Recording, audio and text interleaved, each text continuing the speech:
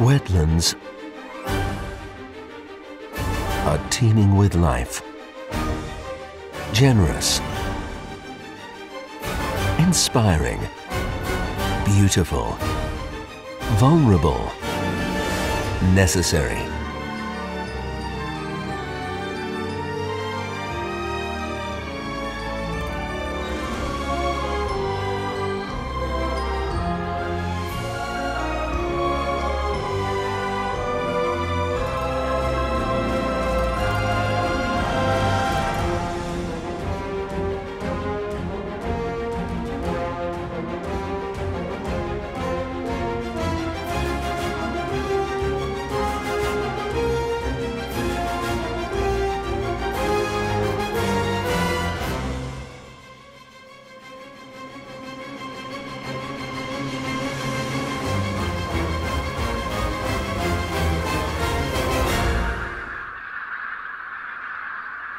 Wetlands work wonders.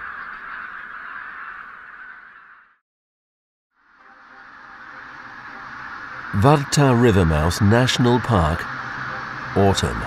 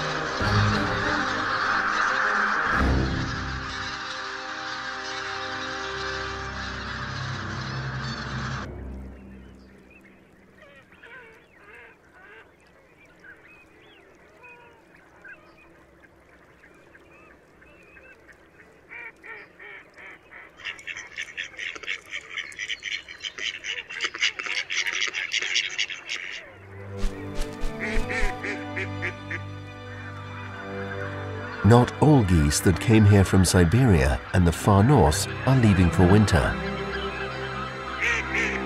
Here, in the westernmost reaches of Poland, winter can rarely catch you off guard. It arrives late, passes quickly, and bothers little. So even in winter, the Warta River wetlands bustle with life. Sometimes it is best to huddle and wait.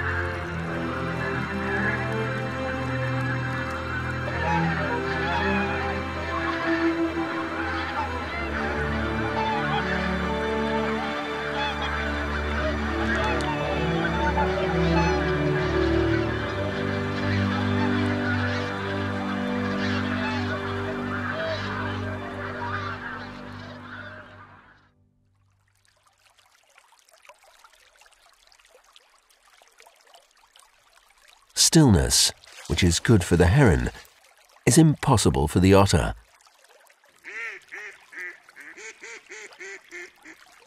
There has never been an otter born to this world that would sit still.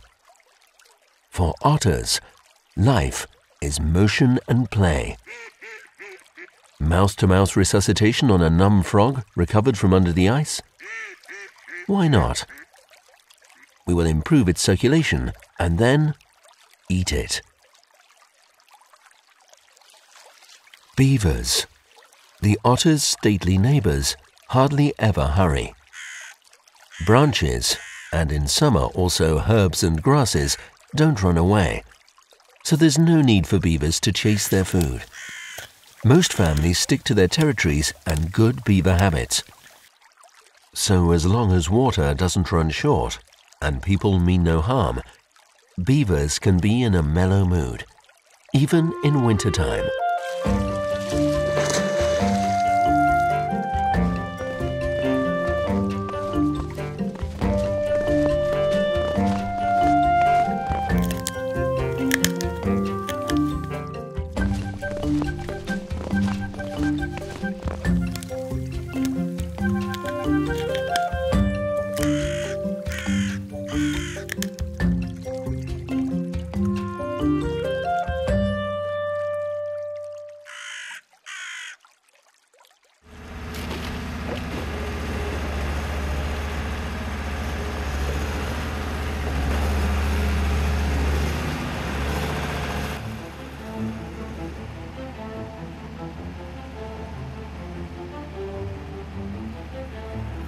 Regrettably, this place, the Northern Polder, located in the Widnica region within the Warta Rivermouth National Park, has been depleted of water for years. We have therefore decided to do beavers' work: retain water. Therefore, the project Wetlands Work Wonders Warta Rivermouth was born.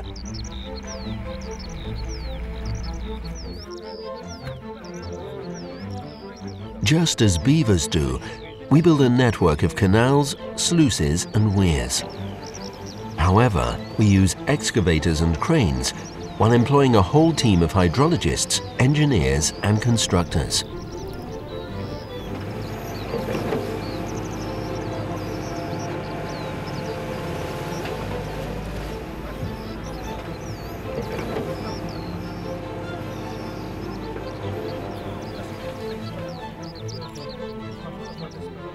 A total of over 160 kilometers of watercourses, 47 culverts and sluices, and 4 weirs with fish passes that will interconnect nearly 3,000 hectares of wet meadows and alder cars. Just under 300 years ago, some of the richest and most fertile wetlands in Europe covered this area. The still wild Warta River used to flow into the Oder in a wide inland delta, which is quite a unique formation. Unfortunately, by decision of Emperor Frederick the Great, the immense wetlands were drained. As years passed, the old drainage system stopped functioning, and today's Northern Polder area fell into oblivion. It serves neither people nor nature. The Wetlands Work Wonders project is making a difference rapidly. With funds from the European Commission and the National Fund for Environmental Protection and Water Management, and thanks to the devoted naturalists from the Polish Birds Association and the Warta Rivermouth National Park, the polder is coming back to life. And the most important thing for life is water. As water returns, so do beavers, otters and birds, while lush pastures reappear for cattle and horses, which are just as typical of the Warta River marshlands as flocks of wild geese. Birdwatchers and tourists arrive as well. Local businesses, agritourism and farmers can't complain. A win-win situation.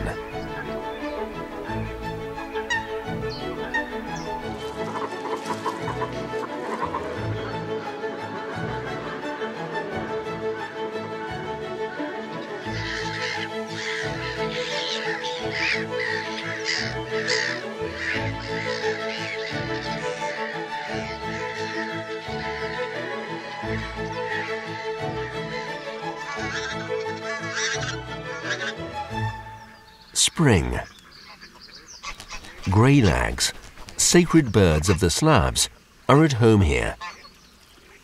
Here they overwintered and are now among the first to start breeding. He checks if all looks fine in the nest, since the nest is her domain. Some more reed, perhaps? If the fickle spring water rises, these extra centimeters may determine the survival of the whole brood. Grey lags usually form pairs for life.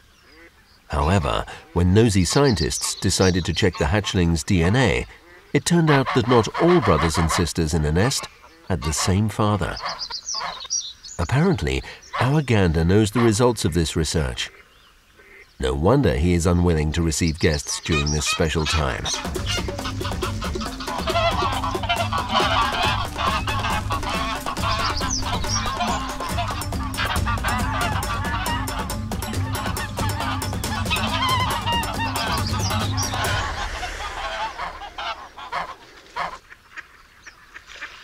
Egg brooding is a strenuous, responsible, and dangerous job,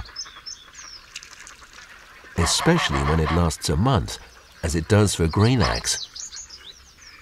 Unfortunately, before the cute and fluffy goslings hatch, the first mosquitoes emerge. Even the best camouflage is no good against them. The exposed, featherless cere around the eyes is a perfect place to suck out some blood.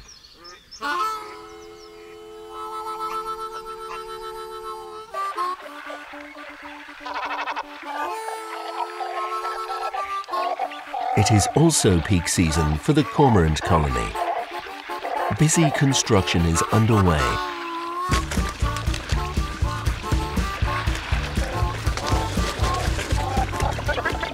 Fresh branches are the best because they are more flexible, durable, and less contaminated with fungi and other microorganisms that could threaten the eggs or hatchlings.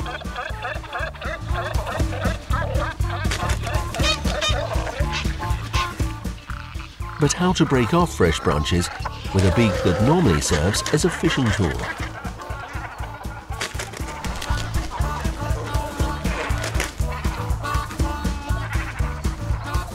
Don't tell me I can't handle it. Gotcha.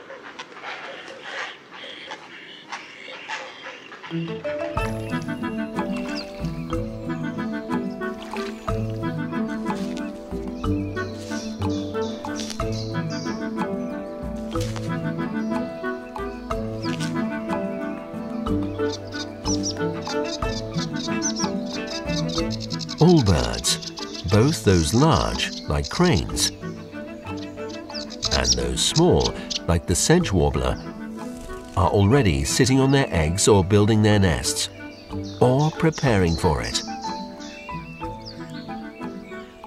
They now all have only one thing on their minds: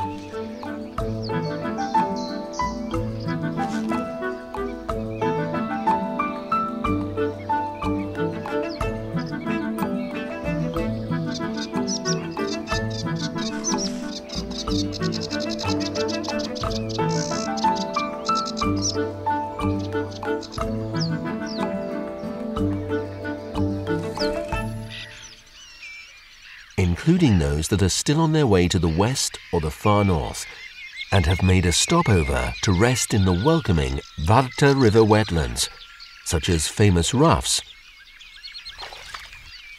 as well as wood sandpipers and greenshanks.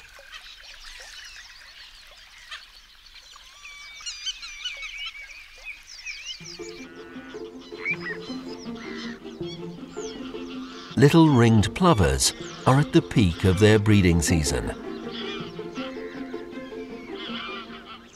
However small and inconspicuous little ringed plovers may be, they use an impressive array of dancing steps, gestures and symbols as befits real birds. We can only look in bewilderment at how much they understand of it.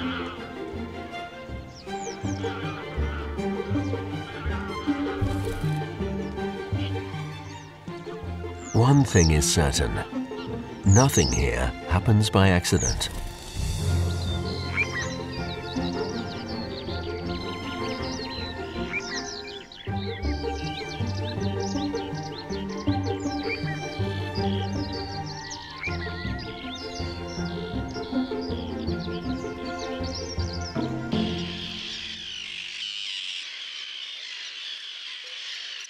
It is usually safer to stay among neighbors. A spare set of eyes and ears is always welcome. If an enemy approaches, leap all together to the defense of the nests and hatchlings. Black-headed gulls, common terns, redshanks, lapwings, and other colony members. Cooperation is what keeps nature going. This shows more clearly in wetlands than elsewhere.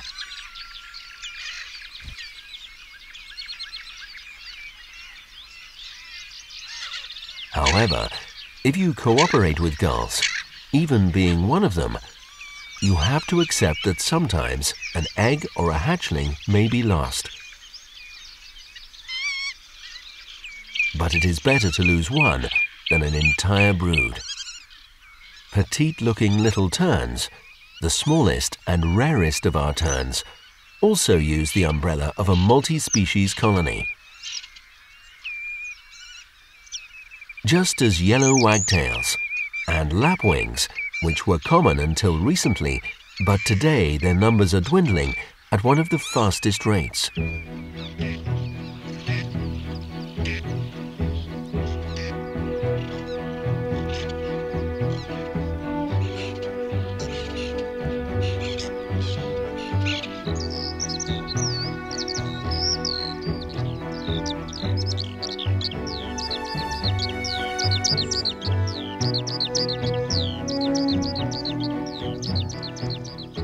A lark in a wetland?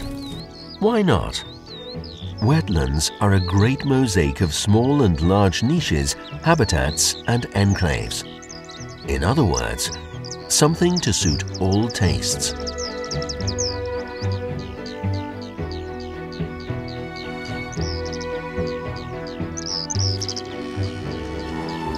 No wonder that our wetlands are inhabited by more animal and plant species than any other landscape. A true Noah's Ark. Wetlands work wonders for everyone.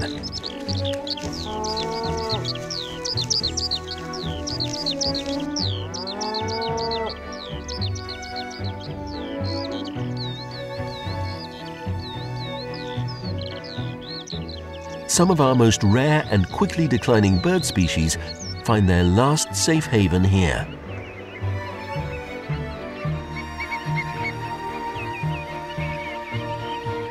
In a meadow of ragged robin, a curlew has built its precious nest.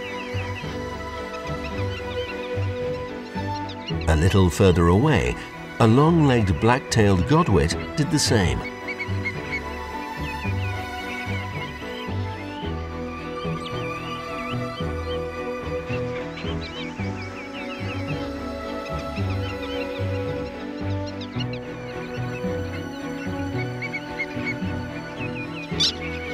Wetlands are sometimes unpredictable, as one black tern has just found out.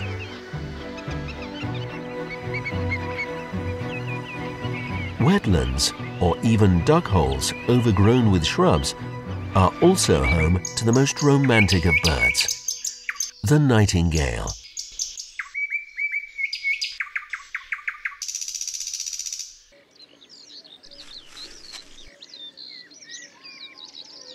There they are, the first fledglings. They only need to be safely landed.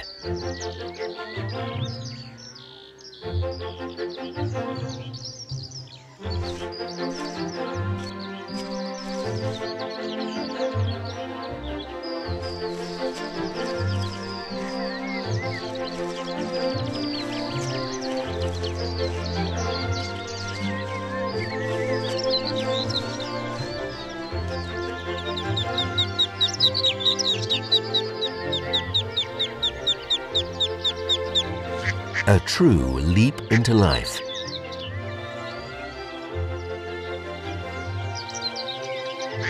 Hard to hide anxiety, but what mother wouldn't be nervous in such a moment?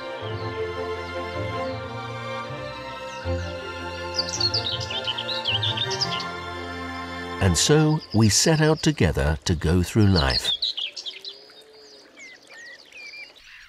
Wetlands in spring are a giant hatchery. The large feet of small lapwings are useful when getting out of the tight eggshell and standing quickly on them to start prancing across a wet meadow. However, first you need to rest after the many exhausting hours of breaking through the stubborn shell. And where to find a cozier place than under the wary mother's warm feathers?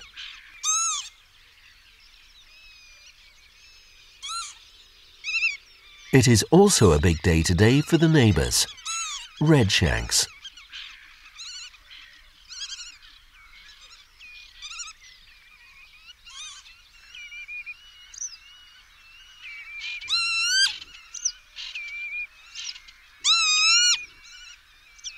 Better remove the sharp-edged open eggshells to protect the delicate hatchlings from injury.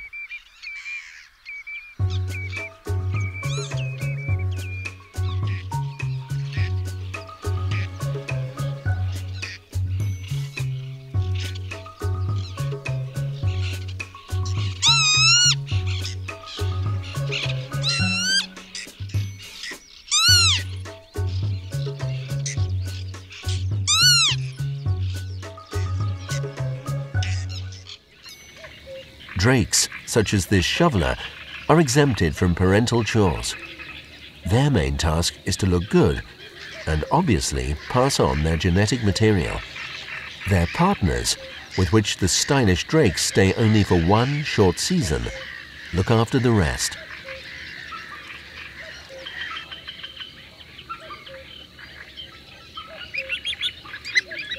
A one-off tantrum or a difficult temper manifesting itself.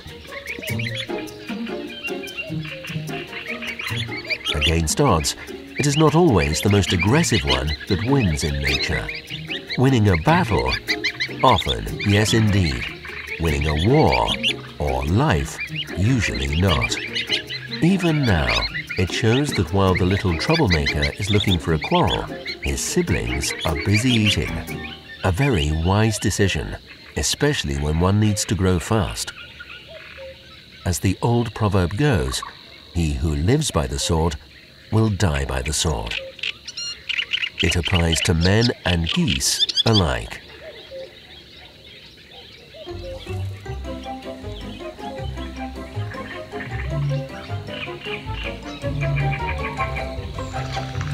As we can see, moorhens also find their large feet useful.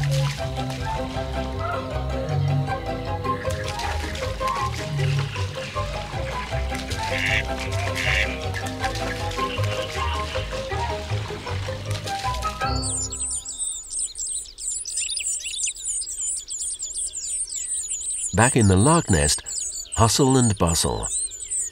This means a great deal of work ahead.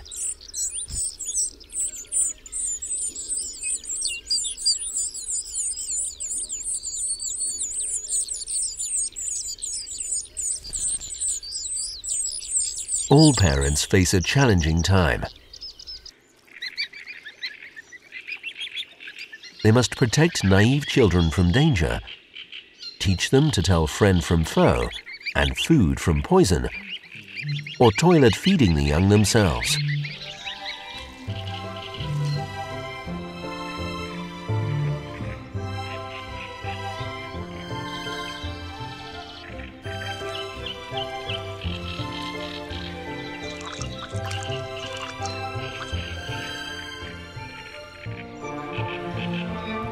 Greylags now put their best foot forward and cooperate.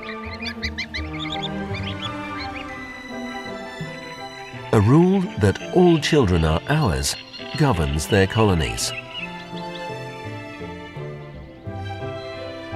If any fledgling strays away, or what is worse, loses its parents, it can always find protection from the flock or a foster family.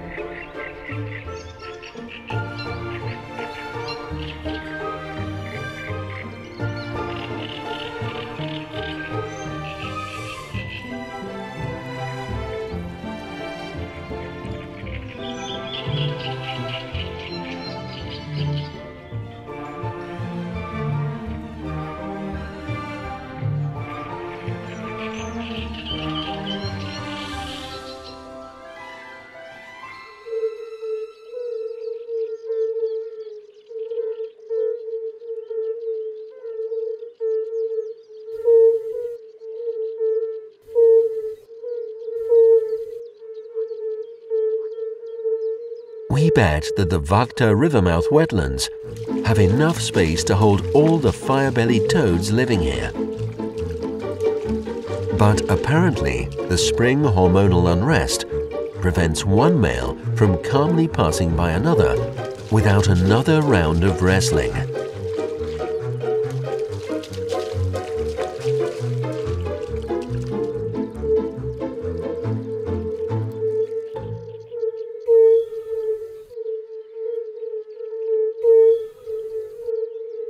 In a slow-motion film, over 50 times slower, each croak sets the frog's body in resonance, which then spreads as quivering waves in the water. It turns out that our modest fire-bellied toads employ the same technique as mighty crocodiles and alligators from the distant tropics.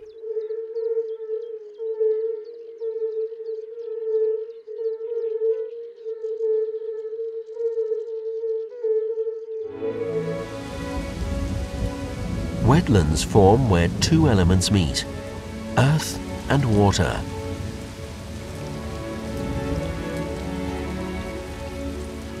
Wetlands are like a sponge. They soak up and retain water when it is in excess, protecting us against floods. And when water runs short, wetlands slowly release the moisture locked within, preventing droughts. Also from afflicting our fields, meadows and orchards.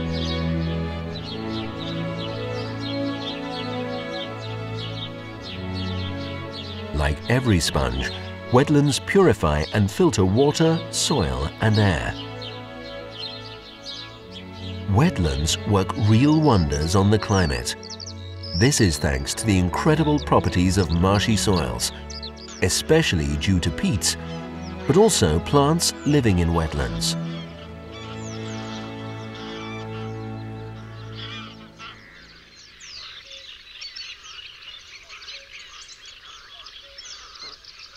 Little bitterns, mysterious cousins of herons, are inveterate loners and individualists. Bite or say hello? Hardly anybody knows of their existence, since they tend to spend their whole life hidden in the thicket of reeds and shrubs. They even avoid one another. But every spring, almost against their own nature, they form pairs and start families. Young bitterns have no such dilemmas. Their purpose is simply to swallow another serving of food, and above all, be first before their siblings.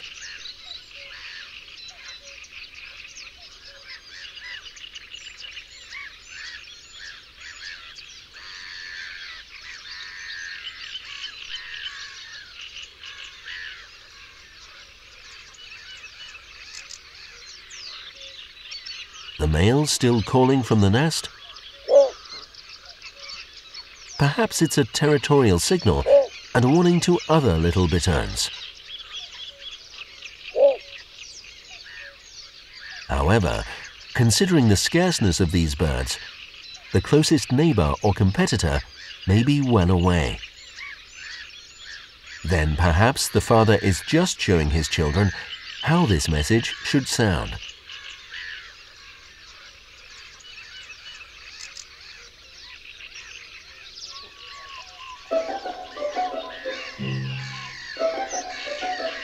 Born to be lucky? Maybe. But for now, it's better to take all eggshells so conspicuous to predators' eyes away from the nest. If you are a reed warbler or other typically altricial bird, that is, your young hatch naked and blind, you will face a period of intense work and great sacrifice as a parent. Thousands of insects to catch, hundreds of times per day, from dawn till dusk. Luckily, the baby birds grow very quickly and leave the nest in 2 weeks.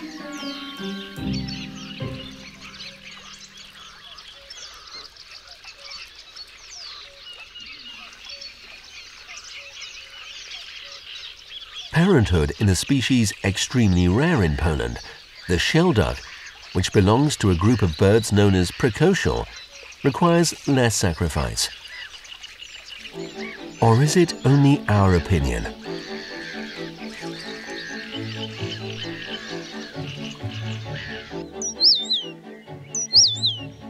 When willows shed their fluff, the penduline tit is glad. It has a material to build its cozy nest. A few more grass blades and a handful of cobweb to bind everything together.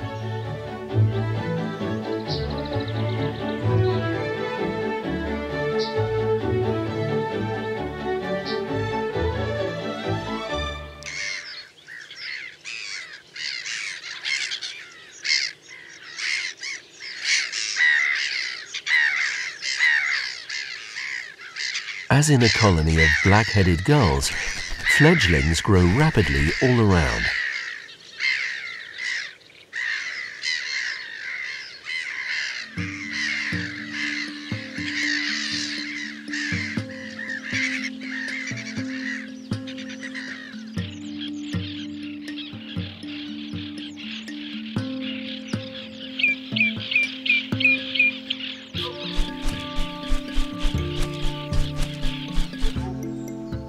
A pair of elegant black storks lives in the waterlogged forests of the Northern Polder.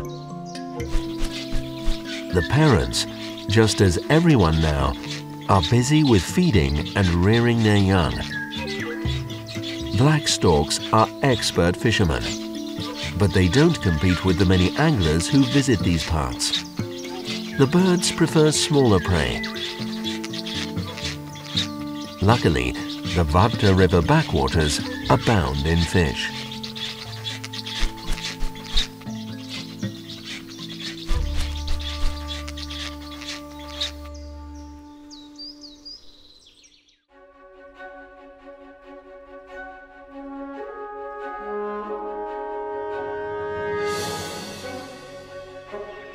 Wetlands are like the horn of plenty. Those in the Warta River mouth play host to hundreds of thousands of birds and countless other creatures throughout the year. Here, everyone will find a place to stay and no one will be hungry.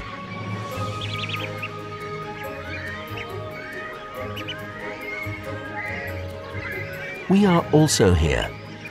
Tourists, families with children, school trips, photographers and filmmakers, birdwatchers and scientists, anglers, farmers, herds of cows and horses.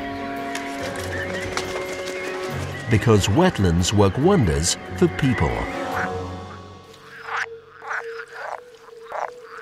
No other habitat provides us with so many services as wetlands.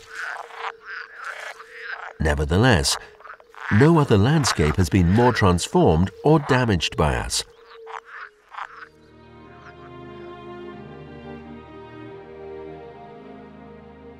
People have always willingly settled near wetlands and marshes to benefit from their abundant resources and use them as natural fortifications. All great civilizations originated there. Many of the world's major cities rose out of wetland sediments. Berlin, London, Paris, Washington, New York, Toronto and Gdansk. The local towns of Kostrzyn, Widnica, Słańsk, Gorzów Wielkopolski and Kauczyn also developed adjacent to the marshy Warta River valley or on natural hills amongst wide marshlands. These towns and villages used to be a land of milk and honey, and their affluence filled many with envy. In Poland, with only several exceptions, we have drained all wetlands and modified the channels of nearly all rivers. Today, we even fill up small field ponds with rubble. Meanwhile, each of them is priceless. How will this affect the climate, our flood safety and drought risk? We slowly begin to realize.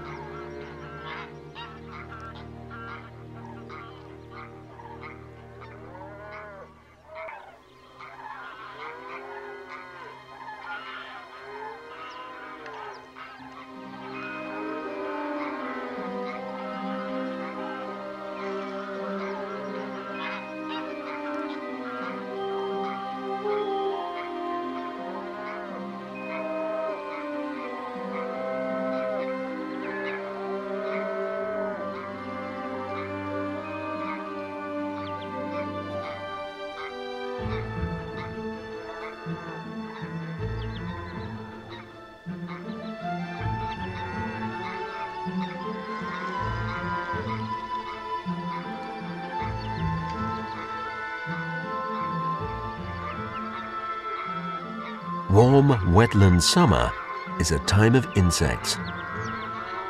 Those pretty and colourful.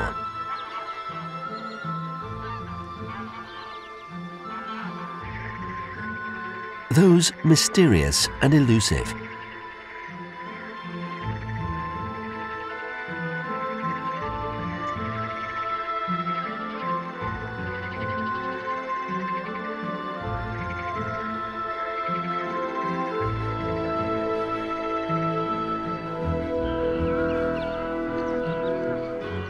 And those unbearable and annoying. The local cows and horses seek refuge amid smoke. That is why farmers keep smouldering bales of humid straw or hay for their comfort.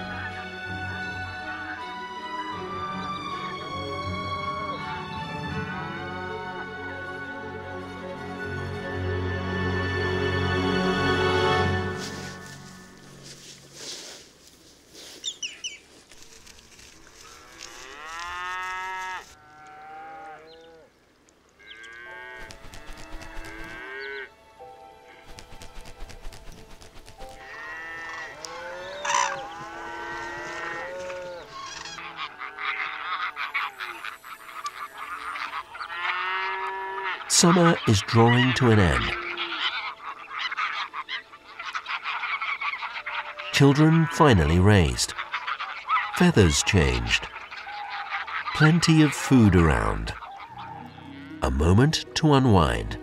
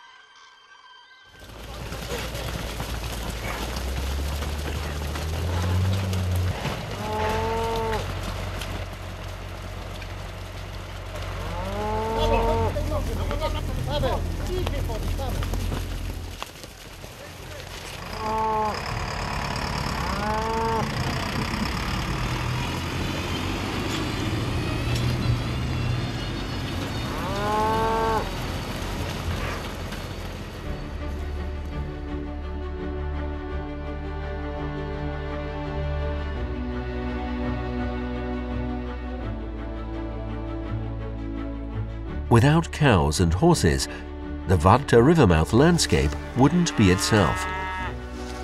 These animals, and cooperation with local farmers, have an important place in the architecture of our project. Cows and horses are like living lawnmowers, which ensure that wet meadows stay what they are, instead of turning into stretches of willow thicket. Without them, the Warta River wetlands would not be home to the thousands of birds that are drawn here from afar to raise their young, overwinter, recover their strength on a journey, or spend an entire life.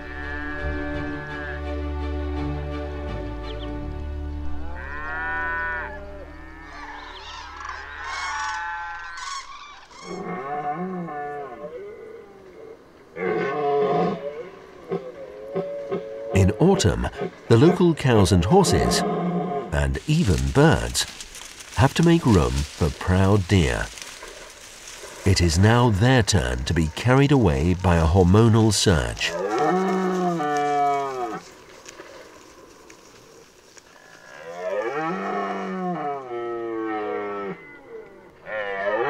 The deer rut begins in the Northern Polder.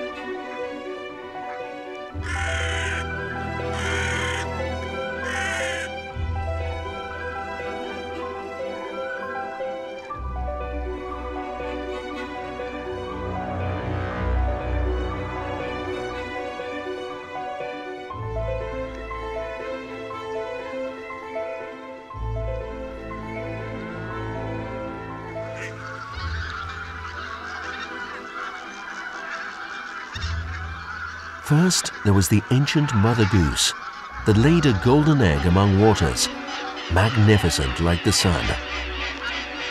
Thus, life on Earth began.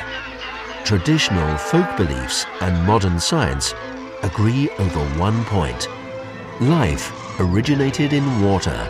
Small wonder, then, that life thrives the most in wetlands. And many birds living there were considered sacred by our forefathers.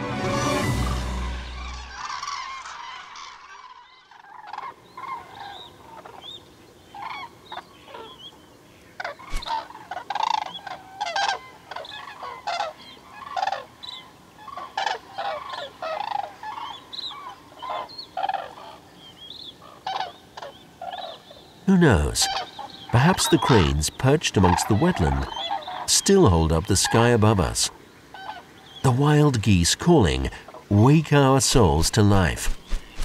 And when time comes, swans take them to the beyond.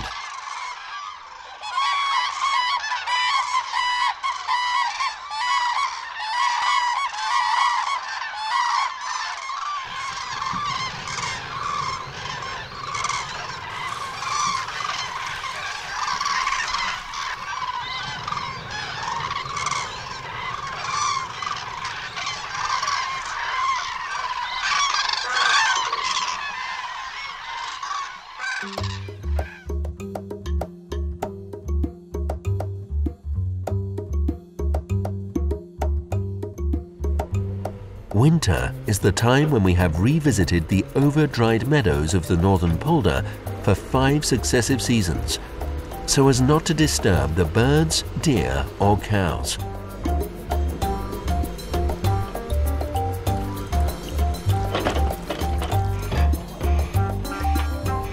After renovating ditches and sluices, the time has come for weirs and fish passes. All of this is in order to restore water to the polder and let it stay. This is how we try to repair what someone spoilt a long time ago. Because wetlands work wonders for everyone.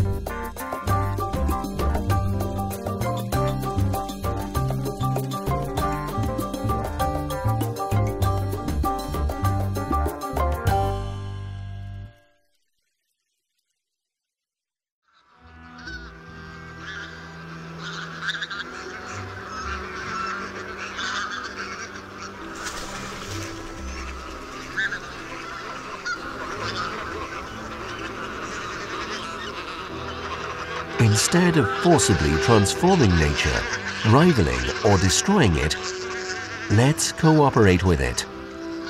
Nature itself teaches us that. Just look around.